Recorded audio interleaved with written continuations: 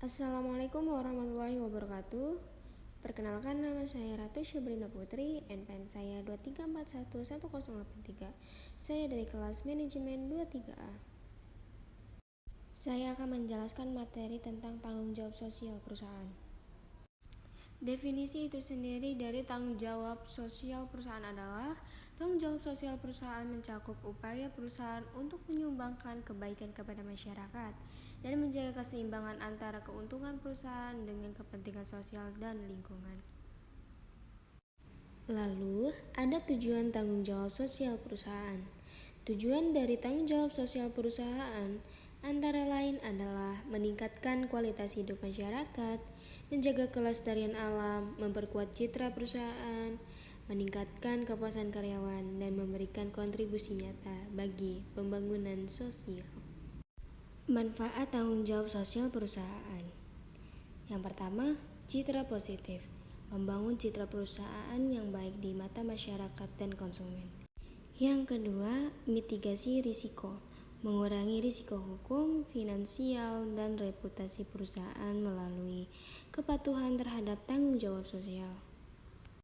Yang ketiga ada lisensi operasional, mendukung izin operasional perusahaan dengan memenuhi standar lingkungan, sosial, dan etika. Keempat, yang terakhir, penyeimbang ekonomi, membantu menciptakan keseimbangan yang lebih adil dalam distribusi kekayaan dan pembangunan ekonomi masyarakat.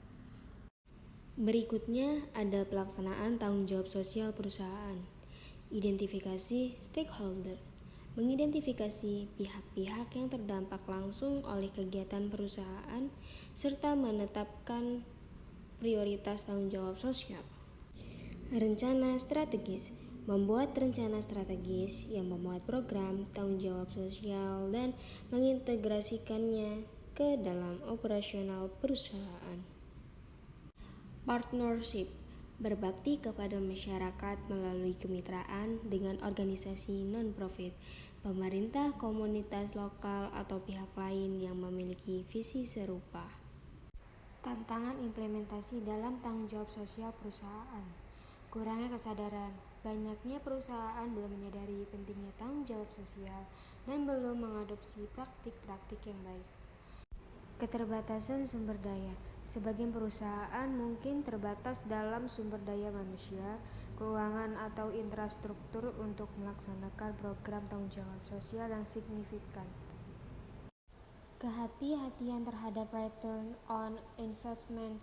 Beberapa perusahaan masih mempertimbangkan manfaat finansial jangka pendek daripada investasi jangka panjang dalam tanggung jawab sosial. Dan yang terakhir, kesimpulan dari tanggung jawab sosial perusahaan. Tanggung jawab sosial perusahaan memiliki peranan penting dalam membangun hubungan harmonis dengan masyarakat dan alam sekitar. Agar berhasil dalam implementasi, perlu komitmen dan dukungan dari semua pihak terkait. Cukup sekian materi yang dapat saya sampaikan, kurang lebihnya saya mohon maaf. Wabillahi taufiq wal hidayah. Wassalamualaikum warahmatullahi wabarakatuh. Terima kasih.